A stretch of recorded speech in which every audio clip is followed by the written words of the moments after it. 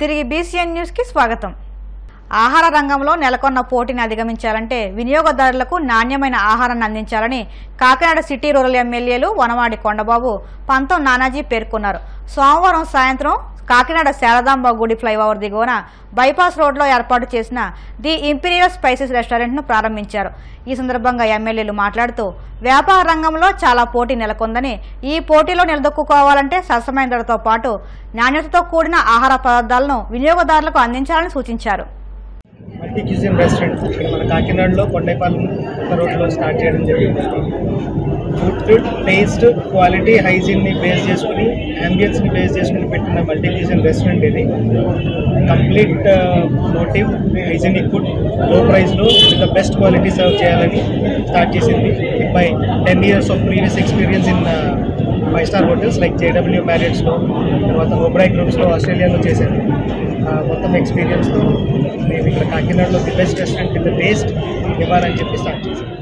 Imperial spice ఈ restaurant start చేయడానికి main reason quality food ఇవ్వాలి, చాలా హైజీనిక్గా ఉండాలి. సో హైజీనిక్ కింద సెన్స్ మేము ఓపెన్ కిచెన్ కూడా ప్రొవైడ్ చేస్తున్నాము.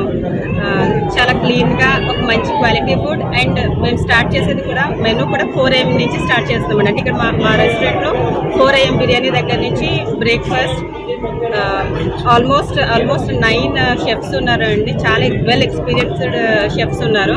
సో చైనీస్, సౌత్ ఇండియన్ అన్ని రకాలు దొరుకుతాయి ఇక్కడ. సో చాలా మంచి క్వాలిటీ అండ్ లోయెస్ట్ ప్రైస్లో ది బెస్ట్ ఇచ్చేదాంతో మేము స్టార్ట్ చేసాము. చాలా అంబిషన్తో ఇప్పుడు ఎవరైతే స్టార్ట్ చేశారో నవదీర్ గారు, ఆయన ఆల్రెడీ ఆస్ట్రేలియాలో మాస్టర్స్ చేశారండి హోటల్ మేనేజ్మెంట్ మీద. And 6 years and 8 years experience ఉంది హోటల్ ఇండస్ట్రీలో. సో ఆ పాయింట్లో ఒక అంబిషన్తో స్టార్ట్ చేసిన రెస్టారెంట్ అండి, విత్ ఓపెన్ కిచెన్. సో అందరూ వచ్చి రెస్టారెంట్కి అందరూ విజిట్ చేయాలని మనస్ఫూర్తిగా కోరుకుంటున్నాము. Thank you so much. Anantapur జిల్లా కూడేరు మండలం బ్రాహ్మణపల్లి వద్ద జాతీయ రహదారిపై ఓ లారీ పూర్తిగా దగ్ధమైంది. బళ్ళారి నుంచి ఆష్ పౌడర్ లోడుతో అనంతపురం వెళుతుండగా ఈ ఘటన చోటు చేసుకుంది. షార్ట్ సర్క్యూట్ కారణంగా లారీలో మంటలు చెలరేగడంతో డ్రైవర్ వెంటనే గమనించి కిందకు దిగాడు. స్థానికులు అగ్నిమాపక సిబ్బందికి సమాచారం ఇవ్వగా ఘటనా స్థలానికి చేరుకుని మంటలను అదుపు చేశారు. కూడేరు పోలీసులు కేసు నమోదు చేసి దర్యాప్తు చేపట్టారు. బాపట్ల జిల్లా అమృతలూరు మండల పరిధి కూచిపూడి గ్రామంలోని ఇరిగేషన్ కార్యాలయంలో నియోజకవర్గ పరిధిలోని డ్రైనేజీ, నీటిపారుదల శాఖ అధికారులతో ఎమ్మెల్యే నక్కా ఆనందబాబు సమీక్ష నిర్వహించారు.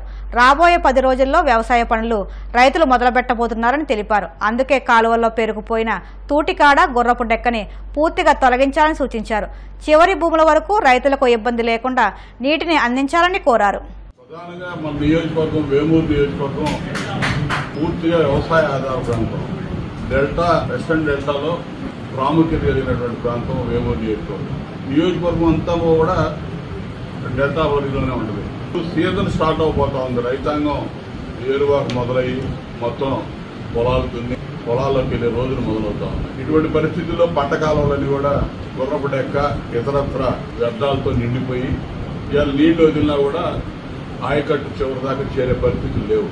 గత 5 సంవత్సరాలు కూడా ఇరిగేషన్ రంగం కానీ, డ్రైనేజ్ సిస్టమ్ కానీ పూర్తిగా నిర్లక్ష్యానికి గురైంది. ఇట్లానే సీజన్ వచ్చినప్పుడు ఏదో కూర్చోవటం, ఓఎన్ఎం వర్క్స్ కింద శాంక్షన్ తెప్పించుకోవటం, వాడు కనీసం మందు కూడా కొట్టకుండా డబ్బులు డ్రా చేసుకోవటం, ఈ పరిస్థితులు ఉన్నాయి. దాని ముందు 5 ఏళ్లు మాత్రం సిన్సియర్గా చేశాం.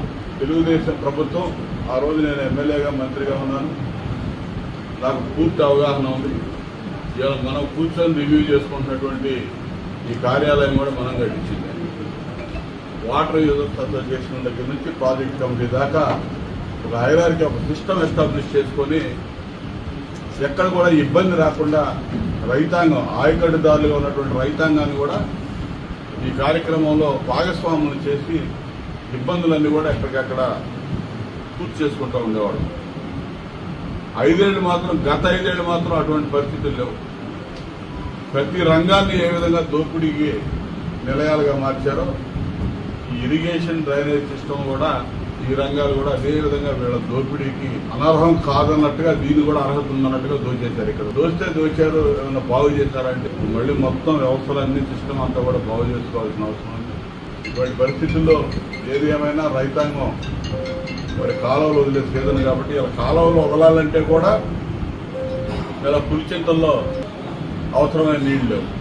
పట్టిసీమ ఆ రోజు చంద్రబాబు నాయుడు గారు దూరదృష్టితో ఆలోచన చేసి పట్టిసీమ నిర్మాణం చేస్తే పట్టిసీమ పంపులన్నీ కూడా నాశనం చేసి పెట్టారు. ఇవాళ పట్టిసీమకు నీళ్లు వదలాలన్నా కూడా గోదావరి లెవెల్ కరెక్ట్ గా ఇవాళ మెయింటైన్ కావట్లేదు.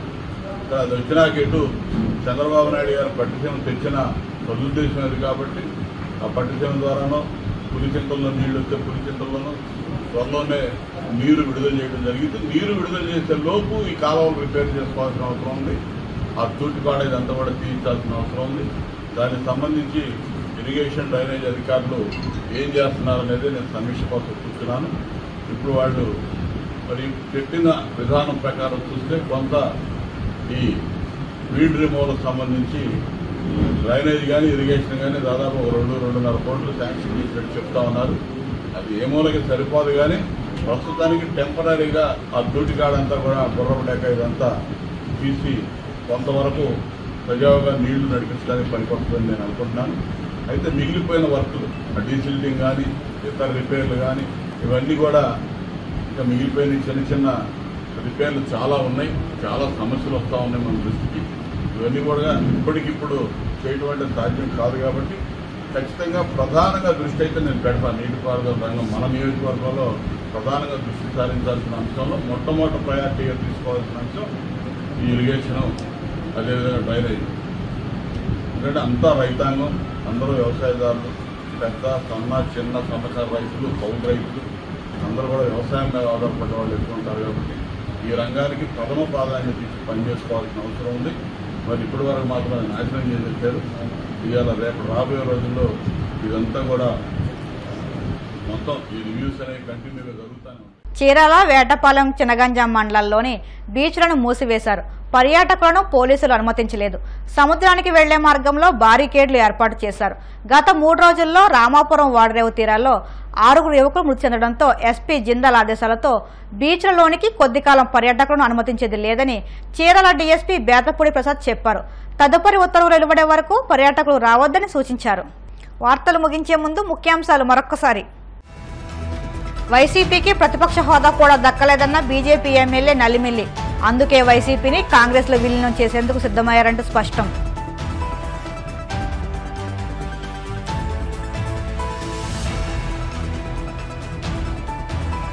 గూడూరులోని వెంకటేశ్వర స్వామి దేవస్థానంలో వైభవంగా వార్షిక బ్రహ్మోత్సవాలు.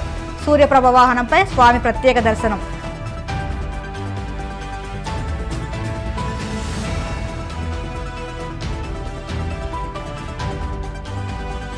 కుప్పంలో సీఎం చంద్రబాబు 2 రోజుల పర్యటన. భారీ ఏర్పాట్లు చేసిన స్థానిక నాయకులు.